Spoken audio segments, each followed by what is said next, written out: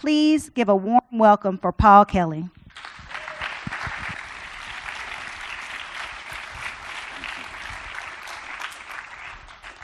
Hello, can you hear me?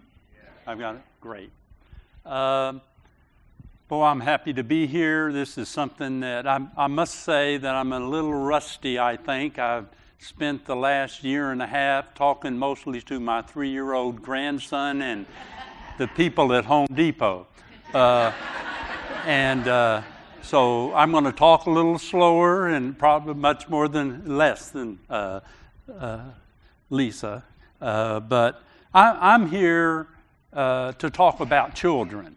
And this is it's very important that we understand that incarceration begins so early in life. The pathway to that is formed so early into life, and also that the changes in the criminal justice system that affect children has really made some inroads. I mean, I never thought in my lifetime that we would do away with the death penalty for youth. We are now, and that, by the way, was done by a basically large majority Republican appointed members of the Supreme Court. We are now moving towards, we've dealt with life without parole for people who commit crimes when they're teenagers. And I say that because I think the fact that if we realize early on and we can actually make inroads into changing the system by and I think this is happening because, quite honestly, kids are a more, what would you call it, sympathetic clients of the, not clients, but people who are caught up in the criminal justice system, that people are taking notice of that, so it is important. So let's talk about the pipeline. So what goes into the pipeline? What makes up the pipeline? Well, we should start first with those people who live in poverty. Almost 500,000 Arkansans of our 3 million Arkansans live in poverty. That poverty level is just a little over $12,000 for one individual. But just think about this. For a family of 4, it's $25,000. Somebody didn't know their multiplication tables. But it also shows that we are not supporting families to raise their children and giving them what they need for those resources. And we call them the core place, or they are the place where children grow up and live, and we put so much responsibility on families. And to not provide them with the resources and the support that they need, we are heading in the wrong directions, and their children are dealing with consequences that they have no control over and are being held responsible as adults by people who want to impose, in some cases after the Jonesboro shootings up in Arkansas, they wanted to put them to death. But we've come a long way, and I'm here to say that. I try to be positive and keep going, but you know, these families with $25,000, that doesn't include safe and affordable homes. That doesn't afford a dependable transportation. That doesn't include a living wage. That does not include a paid leave to go to your kid's school, to check in and find out how they're doing. It doesn't pay to take them to the doctor. So these are the roots. This is it. And these include people who work, and those many of those 500,000 people are, in fact, probably the largest part of them are children. These are people who are working, and this is America. Everything costs. The zoos cost, the museums cost, all the services and all the things that kids need are at a price. I remember I'm one of 14, and when I wanted $11 to get a baseball uniform to go play baseball down the street, my family had to sacrifice for that. And that continues today, and it's a whole lot more expensive. But this kind of setting to start off a child's life and the family without the resources they need is a formula for disaster. It leads to desperate decisions that have to be made, choices that nobody likes to have, none of which often have a real shining opportunity. And it's a place for hopelessness to thrive because of the struggles that these people have. So I know we're here talking about incarceration, but we are connected. It's like nature. We're all in this together. Whatever flows through the system of society and people and families, they all connect to the same force and the same opportunity and the same needs and sources for nourishment that they have. And if they do not, incarceration is one of the factors that come in to play in these people's lives. And I want to talk particularly, too, about something that do you know that in the first few months and years of a child's life is the foundation of the capacities and strengths that the person will have for the rest of their lives. Hundreds of neuro connections are being made every minute in a newborn's head, in their brains, in brain development. That's the reason we understood we can't put kids to death, is because we have all the research that points to the impacts on children and their brain development.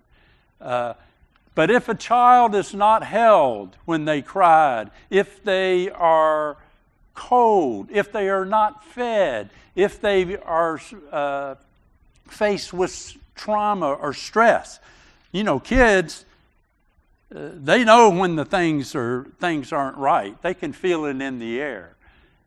And that negates and slows down and depletes from their potential that early on in their lives. And this goes on, and of course, my mother of 14 said, you can't tell how they're really going to turn out until they're 40.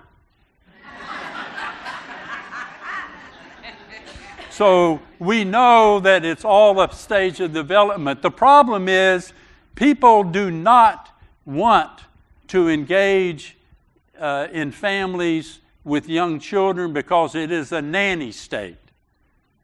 You can't prove prevention until a long time later. It's a hard sell. It's a hard sell. So I'm going to shift now to the education system. The education system is that the parents are the first teachers. We need to help them.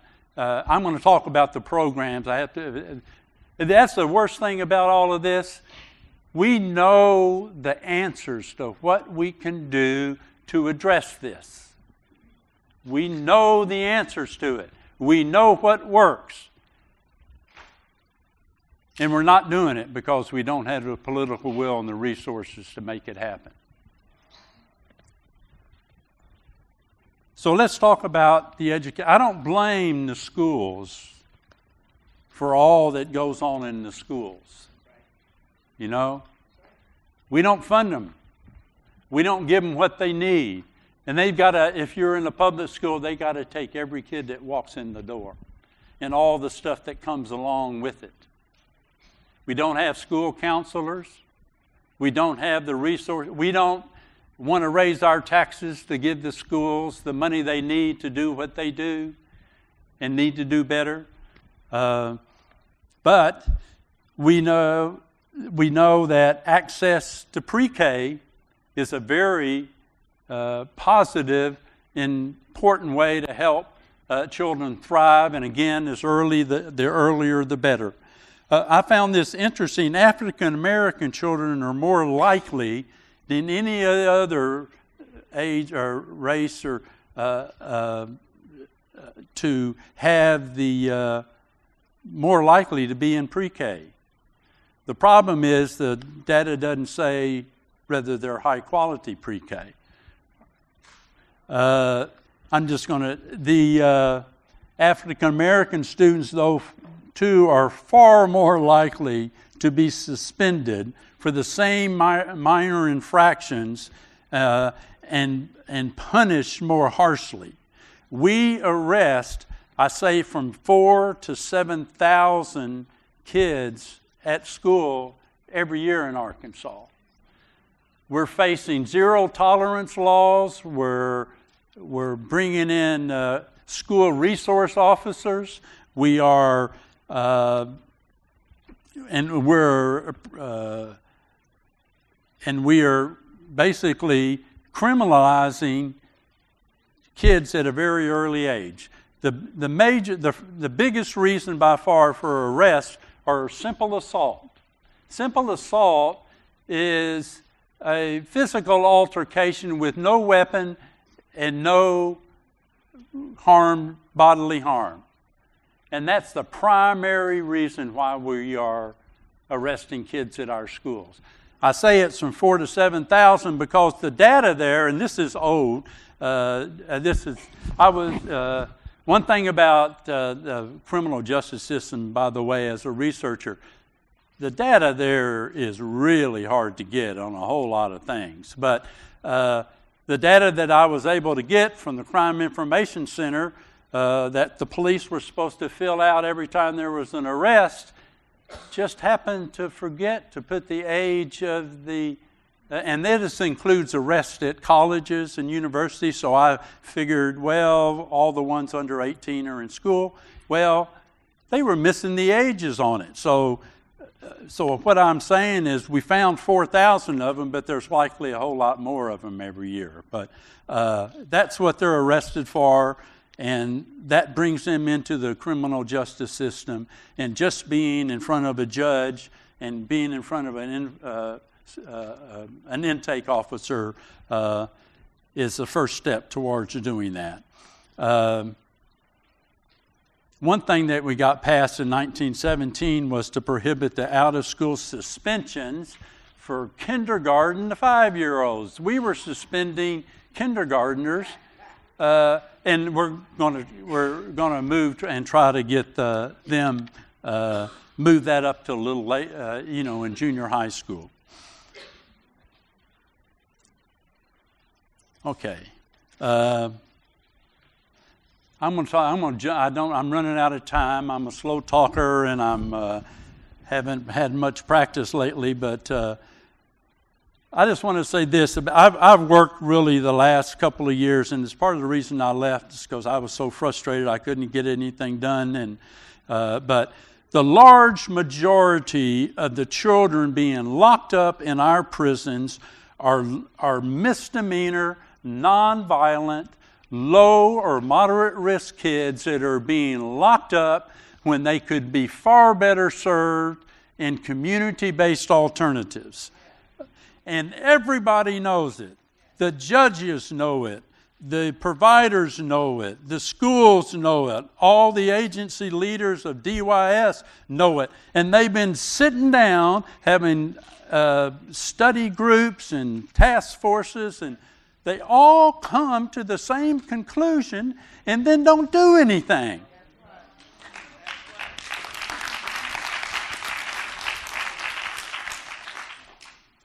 And every year they wait. we are jeopardizing and destroying the lives of 400 or 500 children who go to prison, and they don't need to be there. I'm talking 85% of them don't need to be there. And these are kids, and as everyone else will be pointing out, the disparities between African Americans and others is they are way overrepresented. The deeper in, the more the overrepresentation goes. Okay, I've got 5 minutes to talk about the good stuff, I guess. But all right, home visiting. Anybody hear of HIPPY or the home?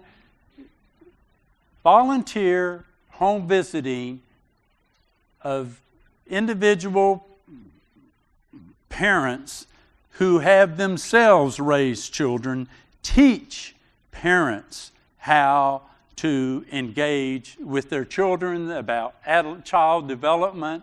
It's called Home Instruction for Parents of Preschool Youngsters. Okay, we've had it in here in the state for years. We started it; it's now national. We haven't funded that, given a funding increase to that for 15 years. Nurse visiting models. You know, if a child is born low weight with some risk, that's hard to deal with, you know. And this, I'm talking about voluntary. We're not putting this on people. We're offering stuff. The reason none of these families are getting all that they need is not because they don't want it, not because they aren't looking for it, it's because it isn't there. That's right. That's right. So, high quality pre-K, and the earlier the better that you can get them. Imagine our first graders, if everybody went to a Montessori school. Okay? I lived in a family, at least when they got younger, that's where my brothers and sisters went. Why not for everybody? But that kind of investment is not being made, and that is something that it's still going on. We haven't had a raise we have a great pre-K program in Arkansas, but we have not raised that to even match inflationary rate.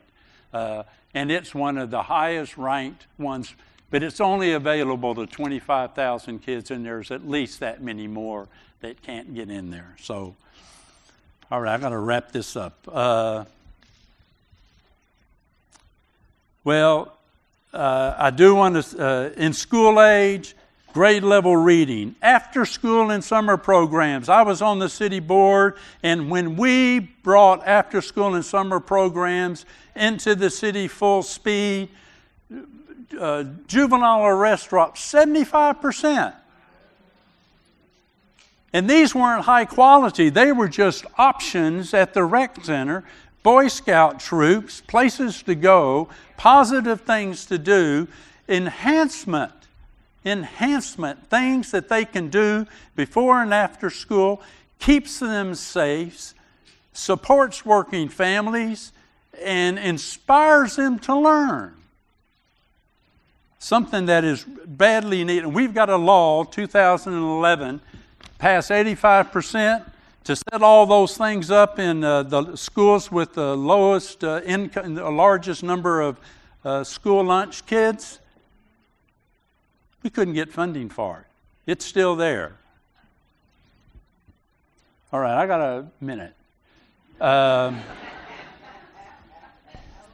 Change takes time. We all got to work together, and we can't be worried about who gets credit for it. Thank you.